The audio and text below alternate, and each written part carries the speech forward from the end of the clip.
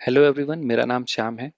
आज हम डिस्कस करने वाले हैं कि गोलैंग में डेटा टाइप्स कौन कौन से होते हैं, वेरिएबल्स और कांस्टेंट्स क्या होते हैं और हम उनको कैसे यूज़ करते हैं। तो चलिए शुरू करते हैं। सबसे पहले मैं चाहता हूँ उस लोकेशन पे जहाँ पे हमने अपना हेलो वर्ल्ड का पहला प्रोग्राम बनाया था, जो कि आपकी होम डायरेक्टरी में गो फोल्डर के अंदर src देन गिटहब एंड आपका यूज़र नेम, यहाँ पे आप जाएंगे तो आप देख सकते हैं कि हमने ये हेलो वर्ल्ड प्रोग्राम पिछले लेक्चर में बनाया था। क्योंकि आने वाले वीडियोस में हम और भी ऐसे ही छोटे छोटे प्रोजेक्ट्स बनाते रहेंगे, तो मैं इसको थोड़ा स्ट्रक्चर चेंज कर लेता हूँ ताकि आपके लिए आसान हो। तो सबसे पहले मैं यहाँ पे एक नई डायरेक्टरी बना लेता हूँ गो सीरीज के नाम से। तो हमारा फोल्डर बन गया है। अब हम गो सीरीज के अंदर जो हमारा हेलो वर्ल्ड फोल्डर है उसको हम मूव कर देंगे। तो mv हेलो वर्ल्ड स्टार गो सीरीज। ओके, तो आप देख सकते हैं अगर मैं गो सीरीज के अंदर जाता हूँ तो यहाँ पे हमें जो हमारा एग्जाम्पल डॉट गो और मॉड था वो हमारे पास यहाँ पे है। चलिए इसको ओपन कर लेते हैं VS कोड पे, और ये रहा हमारा VS कोड। यहाँ पे मैं एक हेलो वर्ल्ड का फोल्डर बनाकर एग्जाम्पल को इसके अंदर मूव कर देता हूँ। तो ये है हमारा हेलो वर्ल्ड का प्रोग्राम जो हमने पिछले लेक्चर में बनाया था। इस लेक्चर में हम सीखने वाले हैं डेटा टाइप्स, वेरिएबल्स और कांस्टेंट्स के बारे में। तो मैं एक नई डायरेक्टरी बना लेता हूँ, इसको मैं नाम दे देता हूँ टाइप्स वेर एंड कॉन्स्ट, और इसके अंदर हम एक मेन डॉट को फाइल बना लेते हैं। ये हमने देखा था कि किसी भी डॉट को फाइल में पैकेज होना ज़रूरी है, और अगर उस पैकेज का नाम हमने मेन दिया है तो उसके अंदर एक फंक्शन मेन होना ज़रूरी है, क्योंकि यही फंक्शन जो है ये हमारे प्रोग्राम का एंट्री पॉइंट है। तो चलिए डिस्कस करते हैं डेटा टाइप्स के बारे में। अब डेटा टाइप्स होते क्या हैं? डेटा टाइप्स हमें बताते हैं कि जो भी इंफॉर्मेशन हम स्टोर करने वाले हैं या प्रोसेस करने वाले हैं उसका टाइप क्या है। टाइप इन द सेंस कि वो एक न्यूमेरिक डेटा है, वो एक स्ट्रिंग डेटा है, क्या वो एक कोई कॉम्प्लेक्स नंबर है, क्या वो कोई एक ऐसा नंबर है जिसमें डेसिमल है। क्योंकि अलग अलग डेटा टाइप्स में हम अलग अलग ऑपरेशन परफॉर्म करते हैं। ठीक है, आप जानते हैं कि आप नंबर्स के साथ सारे अर्थमेटिक ऑपरेशंस परफॉर्म कर सकते हैं, आप नंबर्स को मल्टीप्लाई डिवाइड कर सकते हैं, बट आप स्ट्रिंग्स को मल्टीप्लाई या डिवाइड नहीं कर सकते। इसलिए डेटा टाइप का जानना बहुत ज़रूरी है कि कौन सा डेटा हमें किस वेरिएबल में स्टोर करना चाहिए और उस डेटा पे हम क्या क्या ऑपरेशन परफॉर्म कर सकते हैं। तो चलिए शुरू करते हैं। यहाँ पे मैं एक कमेंट सेक्शन स्टार्ट कर रहा हूँ जहाँ पे हम डिस्कस करेंगे। तो जो पहला डेटा टाइप है वो है बुलियन, जिसको हम बूल कीवर्ड की हेल्प से रिप्रेजेंट करते हैं। जो बूल डेटा टाइप है इसमें दो तरह की वैल्यू स्टोर होती हैं, या तो ट्रू या फिर फॉल्स। अगर आपने किसी वेरिएबल को बुलियन बनाया है तो आप ट्रू या फॉल्स के अलावा उसमें कोई भी दूसरी वैल्यू स्टोर नहीं कर सकते। जो अगला डेटा टाइप है वो है स्ट्रिंग। स्ट्रिंग को हम हमेशा डबल कोट्स के अंदर लिखते हैं, एंड हमने पिछले बार हेलो वर्ल्ड वाले एग्जांपल में भी देखा था कि हमने यहाँ पे डबल कोट्स के अंदर हेलो वर्ल्ड लिखा था। तो ये हेलो वर्ल्ड जो है वो एक स्ट्रिंग है। तो जब भी हमें कैरेक्टर या एक सेंटेंस या एक पैराग्राफ स्टोर करना है या प्रोसेस करना है तो उसको हम स्ट्रिंग डेटा टाइप के अंदर स्टोर करेंगे। अगला जो डेटा टाइप है वो है इंट। अब यहाँ पे इंट के हमारे पास कुछ वेरिएशंस है, जैसे कि int int 8, int 16, int 32 and int 64। तो सबसे पहले इंट क्या है? इंट मतलब इंटीजर। तो ऐसे नंबर या ऐसा डेटा जो कि इंटीजर टाइप का है, फॉर एग्जांपल 1 2 5 22 600, ये सारे के सारे डेटा जो हैं वो इंटीजर्स हैं। तो हम इंटीजर्स को स्टोर करने के लिए इंट डेटा टाइप का यूज करते हैं। ठीक है, तो इंट अगर डेटा टाइप है तो फिर इंट 8 और इंट 16 क्या है? इंट 8 और 8 16 32 64 ये विड्थ बता रहे हैं कि हम किस रेंज का डेटा स्टोर कर सकते हैं। फॉर एग्जांपल अगर मैं बात करूं इंट 8 की, तो 8 यहाँ पे रिप्रेजेंट कर रहा है बाइट्स। ठीक है, तो हम इसको थोड़ा डिस्कस करते हैं। यहाँ पे जो हमारे मेमोरी की यूनिट्स होती हैं, जो सबसे छोटी यूनिट होती है वो होती है बिट। बिट के बाद बाइट, बाइट के बाद किलोबाइट जिसको हम शॉर्ट में केबी बोलते हैं, उसके बाद एमबी, उसके पास जीबी एंड फिर TB and PB and all. Mostly हम डे टू डे यूजर्स में जीबी तक की बात करते हैं, गीगाबाइट तक की। ठीक है, तो हम देखते हैं बिट क्या होता है। बिट में हम सिंगल वैल्यू स्टोर कर सकते हैं, या तो जीरो या तो वन। ठीक है, तो आप देख सकते हैं बिट जो है लगभग सेम है बुलियन की तरह। तो जीरो मतलब फॉल्स, वन मतलब ट्रू। कंप्यूटर साइंस में हम डेटा को जीरो या वन की हेल्प से रिप्रेजेंट करते हैं। अब जीरो या वन है क्या? ये बेसिकली इलेक्ट्रिक सिग्नल्स हैं। जीरो का मतलब सिग्नल नहीं है एंड वन का मतलब सिग्नल है, और इन्हीं जीरो वन के कॉम्बिनेशन से हम किसी भी डेटा को रिप्रेजेंट करते हैं। ठीक है, तो जो हमारी सबसे छोटी मेमोरी यूनिट है वो है हमारी बिट, जो कि सिंगल जीरो या वन को स्टोर कर सकती है। उसके बाद आती है बाइट। तो एक बाइट में 8 बिट्स होती हैं, मतलब एक बाइट में हम 8 जीरो या वन के कॉम्बिनेशन को स्टोर कर सकते हैं। उसी तरह जब किलो बाइट की आती हैं, तो यहाँ पे हम एक किलो बाइट में हम 1024 बाइट्स को स्टोर कर सकते हैं। इसी तरह एमबी में, तो एक एमबी में हम 1024 केबी को स्टोर कर सकते हैं। एंड जो 1 GB होता है वो इज इक्वल्स टू होता है 1024 MB के। इंट 8 का मतलब ये हुआ कि ये जो इंटीजर है उसकी जो विड्थ है, उसकी जो रेंज है वो 8 बाइट की है।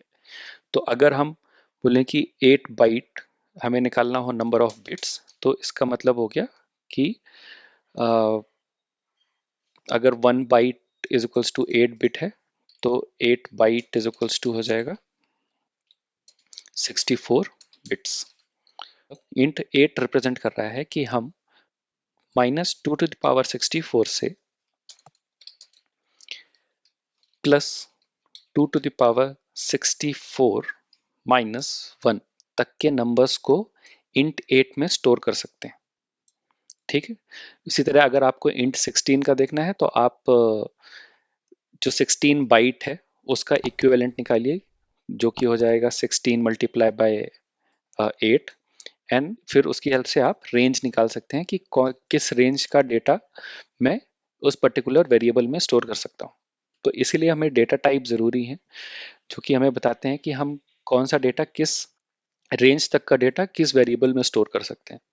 ठीक है, तो यहाँ पे हमने देख लिया इंटीजर। यहाँ पे आप -2 -100 ये डेटा भी आप इंटीजर टाइप में स्टोर कर सकते हैं, गिवन दैट कि जो भी डेटा टाइप चुना है आपने, इंटीजर का जो भी टाइप चुना है, वो डेटा जो आप स्टोर करने जा रहे हैं इसकी रेंज में आता है। तो ये हो गया हमारे इंटीजर्स। एक और हमारे पास इंट का वेरिएशन है जिसको हम बोलते हैं यू इंट और अनसाइंड इंट। तो यहाँ पे आप देख सकते हैं कि जब हमने इंट 8 को डिस्कस किया तो हमने देखा कि इंट 8 की जो रेंज है वो -2 to the power 64 से +2 to the power 64 - 1 है। यहाँ पे आप देख सकते हैं, यहाँ पे हमने साइन यूज किया, नेगेटिव साइन यूज किया। अगर मैं किसी वेरिएबल को यू इंट की हेल्प से डिफाइन करता हूँ या डिक्लेयर करता हूँ, इसका मतलब इस वेरिएबल पे मैं सिर्फ और सिर्फ पॉजिटिव नंबर्स ही स्टोर कर पाऊंगा। ठीक है, only unsigned number. Signed number मतलब नेगेटिव नंबर्स मैं इस पे स्टोर नहीं कर सकता। तो सेम जैसे हमने इंट का देखा, इसी तरह हमारे पास यू इंट के भी वेरिएशंस हैं। ठीक है, जो कि बताते हैं कि कितने बाइट की विड्थ होगी उस वेरिएबल की। तो यू इंट डिस्कस करने के बाद अगला जो हमारा टाइप है वो है बाइट। बाइट हमने अभी अभी देखा कि बाइट जो है बेसिकली 8 बिट का कॉम्बिनेशन है, 1 byte is equals to 8 bit, ठीक है। और यहाँ पे बाइट जो है वो रिप्रेजेंट करता है हमें अनसाइंड 8 को, अनसाइंड 8 को, ठीक है। ये इसका बेसिकली एलियास है, एलियास ऑफ अनसाइंड इंट 8। इसके बाद जो हमारे पास अगला टाइप है वो है रून। रून जो है ये भी एलियास है ऑफ इंट 32। तो रून जो है बेसिकली यूनिकोड कैरेक्टर्स को स्टोर करने के लिए यूज होता है। रून एलियास है इंट 32 का। यहाँ पे आप इसको समझ सकते हैं, आप C++ के कैरेक्टर के इक्विवेलेंट समझ सकते हैं। तो C++ में हमारे पास एक डेटा टाइप होता है कैर, जिसका साइज होता है 1 बाइट। अब 1 बाइट में हम टोटल 256 कैरेक्टर्स तक स्टोर कर सकते हैं, मतलब 0 से 256 तक के कैरेक्टर स्टोर कर सकते हैं। 0 to 56 मैं क्यों बोल रहा हूँ, अगर आप आस्की एक टेबल देखेंगे तो समझ जाएंगे कि वहाँ पे हर कैरेक्टर को एक नंबर असाइन किया गया है। फॉर एग्जांपल ए को 65 नंबर असाइन किया हुआ है, और इसको हम बोलते हैं आस्की कोड, और आस्की कोड को हम 8 बिट या 1 बाइट में रिप्रेजेंट करते हैं। तो कैरेक्टर के अंदर मैं सिर्फ एक टाइम पे एक ही आस्की कोड स्टोर कर सकता हूँ। ओके, सेम चीज हम रून के साथ भी कर सकते हैं, बट यहाँ पे रून की रेंज बढ़ जाती है।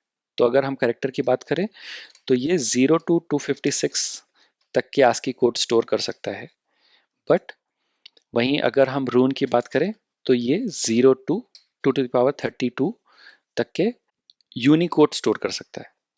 तो इस वजह से हम इंग्लिश के अलावा भी दूसरी लैंग्वेजेस को भी हम यहाँ पे यूज कर सकते हैं।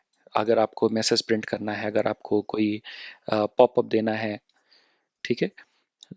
ये चीज हमने इंट्रोडक्शन में भी डिस्कस करी थी कि गोलैंग में जो है वो यूनिट कोड का सपोर्ट है।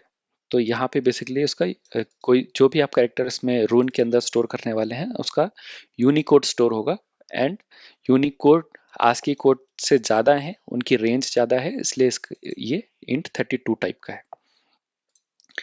अगला जो हमारा डेटा टाइप है वो है फ्लोट। फ्लोट बेसिकली यहाँ पे हम फ्लोटिंग पॉइंट नंबर्स की बात कर रहे हैं, जैसे 15.6, any number which has decimal, ठीक है। तो इन नंबर्स को हम फ्लोट डेटा टाइप के अंदर स्टोर कर सकते हैं। अब फ्लोट के भी हमारे पास दो वेरिएशन है, एक है फ्लोट 32 और दूसरा है फ्लोट 64। तो फ्लोट 32 और 64 जो है वो हमें बिट बता रहे हैं कि हम डेसिमल के बाद कितने डिजिट्स तक स्टोर कर सकते हैं। फ्लोट के बाद जो हमारा अगला डेटा टाइप है वो है कॉम्प्लेक्स। अब ये थोड़ा नया है गोलैंग में, आपको दूसरी लैंग्वेज में कॉम्प्लेक्स देखने को नहीं मिलेगा। तो कॉम्प्लेक्स नंबर्स हमने मैथ में पढ़ा है, ये it is a combination of real number plus and imaginary number. For example 5 plus let's say 7i, right. तो 5 जो है वो रियल नंबर है, एंड 7 जो है वो एक इमेजिनरी नंबर है जिसको हम i के साथ रिप्रेजेंट करते हैं। इस टाइप के नंबर्स को स्टोर करने के लिए गोलैंग में एक सेपरेट डेटा टाइप कॉम्प्लेक्स है, और यहाँ पे भी कॉम्प्लेक्स की जो विड्थ है वो 64 बाइट्स की है, ठीक है। तो एक बार क्विकली रिकैप कर लेते हैं। बुलियन जो है वो सिर्फ ट्रू या फॉल्स वैल्यूज को स्टोर करते हैं। स्ट्रिंग, जब भी आपको ग्रुप ऑफ कैरेक्टर्स को स्टोर करना है तो आप स्ट्रिंग डेटा टाइप का यूज करेंगे, और ये हमेशा डबल कोट्स के अंदर होगा। इंट और यू इंट या अनसाइंड इंट हमें इंटीजर वैल्यूज को स्टोर करने के लिए यूज करते हैं। इंटीजर अगर हमने इंट डिफाइन किया है तो हम उसमें पॉजिटिव नेगेटिव दोनों यूज स्टोर कर सकते हैं। अगर हमने यू इंट डिफाइन किया है तो हम सिर्फ पॉजिटिव नंबर स्टोर कर सकते हैं। उसके बाद जो हमारा अगला टाइप था byte. Byte is nothing but the alias of int और यू इंट 8। उसके बाद रून देखा हमने, रून जो है ये यूनिकोड कैरेक्टर्स, यूनिकोड नंबर्स को स्टोर करता है, और जब भी हम रून के अंदर कोई वैल्यू स्टोर करने वाले हैं तो वो हमेशा सिंगल कोट के अंदर होगी। फॉर एग्जांपल अगर हम रून के अंदर ए का यूनिकोड स्टोर करने वाले हैं तो वहां पे हम सिंगल कोट के साथ ए को रून पे असाइन करेंगे। उसके बाद जो हमारा अगला डेटा टाइप है वो था फ्लोट। फ्लोट में हम फ्लोटिंग पॉइंट नंबर्स मतलब डेसिमल के साथ वैल्यूज को स्टोर कर सकते हैं। यहाँ पे भी हमारे पास दो वेरिएशन है, 32 और 64। एंड जो हमारा लास्ट डेटा टाइप था वो था हमारा कॉम्प्लेक्स, जिसकी हेल्प से हम कॉम्प्लेक्स नंबर को स्टोर कर सकते हैं। If you are enjoying the content, please consider subscribing to the channel and gives us a thumbs up. In next video, we'll discuss about the variables and constants. Till then, see you. Goodbye.